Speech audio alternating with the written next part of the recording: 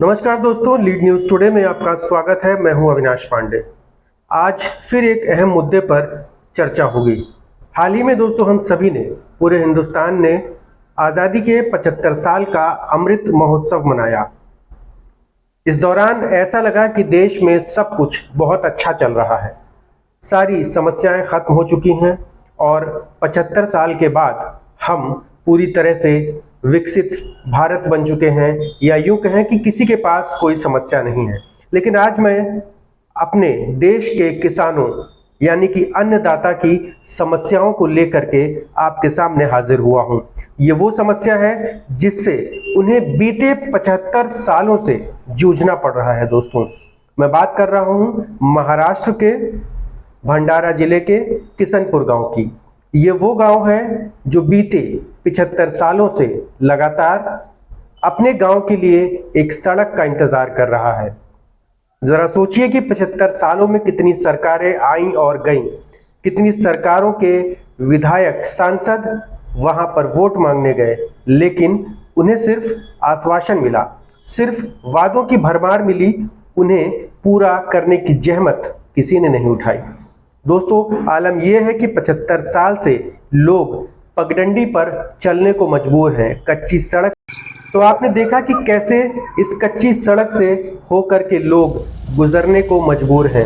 ये कोई आज कल परसों, साल 2 साल 10 साल की बात नहीं है दोस्तों 75 साल का एक लंबा अरसा यहाँ के लोग अभी तक ऐसे ही परेशानी में जी रहे हैं।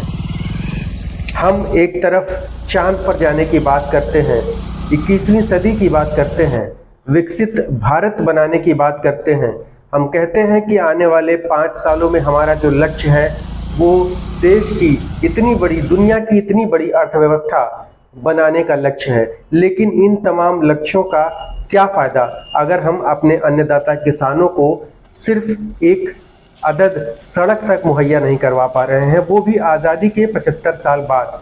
और सबसे खास बात दोस्तों ये है कि हम उस महाराष्ट्र की बात कर रहे हैं जो भारत में एक अव्वल राज्य कहा जाता है, जिसे माना जाता है कि यह समृद्ध राज्य है।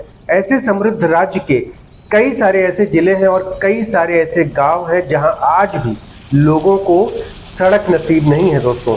और आलम यह है कि अगर परिवार में, घर में कोई बीमार पड़ जाए तो उसे कंधे पर लटका करके, खटिया पर लिटा करके अस्पताल तक आज भी लोगों को ले जाना पड़ता है। आप सोच सकते हैं कि हम किस विकसित भारत में जी रहे हैं और किस विकसित भारत का निर्माण करने की हम बात कर रहे हैं।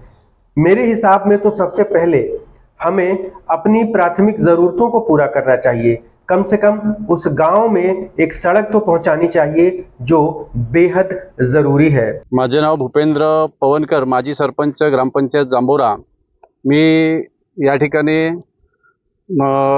शासनाचा अमृत महोत्सव मोठ्या थाटामाटामध्ये साजरा करण्यात आला। मात्र आपल्या या गटग्रामपंचायत किशनपूरचं दुर्दैव एवढं आहे की स्वातंत्र्य काळापासून सुद्धा अजूनही या 7-8 घरच्या कुटुंबांना जाण्याकरिता रस्ता नाही, या ठिकाणी आरोग्याच्या कोणत्या सोयी सुविधा नाही। एकीकडे शासन अमृत महोत्सव साजरा करतो, आपला गाजावाजा करतो आणि एकीकडे या गावातील कुटुंब दारिद्र्याचे जीवन जगत आहेत। माझी शासनाला विनंती आहे की शासनाने अमृत महोत्सव साजरा करावा, मात्र या पाठोपाठ या ज्या 7-8 कुटुंब या मोठ्या किशनपूरमध्ये राहतात त्यांच्यासाठी रस्ता आणि आरोग्याच्या सुविधा उपलब्ध करून द्याव्या। भाऊ, तुमचं नाव काय आणि काय? भोजराम उईके, माझं नाव आहे, पूर्ण नाव भोजराम यशवलाल उईके, गावाचं नाव किशनपूर नाका। आमच्या या रोडासाठी आमदार खासदाराकडे गेलो, काही आमची मागण्या पुरा नाही झाल्या। त्याच्यामुळे आमचा रोड बनवून दिल्या पाहिजे।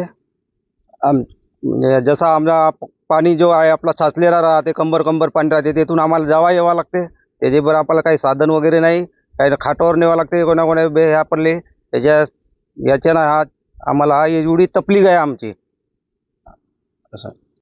उस गांव के सरपंच की भी बात सुनी, जिन्होंने कहा कि हमने आजादी का अमृत महोत्सव मनाया। आमदार यानी कि सांसद, विधायक, हर कोई यहाँ आता है। सबसे यहाँ के ग्रामीणों ने अपनी मांगे भी रखी, अपनी शिकायतों को भी समय दर समय कहा। लेकिन सिर्फ उनकी मांगों को, उनकी बातों को सुना गया, उन पर अमल नहीं किया गया, उन्हें किसी भी तरह से राहत पहुंचाने की कोशिश नहीं हुई। अब आप बताइए दोस्तों कि आखिर इसमें गलती किसकी है? अगर किसान सालों से यही मांग कर रहे हैं कि उन्हें एक सड़क दी जाए, तो क्या इतना भी उनका हक नहीं बनता कि वो अपनी सरकार से एक सड़क की मांग कर सकें? एक बात यह भी है दोस्तों कि शायद सरकार इस वजह से भी नजरअंदाज कर रही होगी इस गांव की जरूरतों को, यहाँ के लोगों की मांगों को, क्योंकि ये सिर्फ 7 से 8 घर का एक छोटा सा गांव है। जब कभी बारिश होती है, बाढ़ आती है, तो भी इनके लिए सड़क नहीं होती, कच्ची सड़क पर चलना पड़ता है। गांव वालों ने यह भी बताया कि अगर कोई बीमार पड़ जाता है तो उसे उठा करके ले जाना पड़ता है। ऐसे में मेरी सरकार से, महाराष्ट्र सरकार से यह अपील है कि 75 साल बाद ही सही, लेकिन इन ग्रामीणों की आवाज को आप सुने, उसे नजरअंदाज ना करें और उस पर अमल करते हुए कम से कम इन्हें एक अच्छी सड़क का तोहफा जरूर दें, ताकि यह भी एक सामान्य जीवन जी सके और इन्हें भी यह महसूस हो कि वाकई ये भी समाज की मुख्य धारा में है।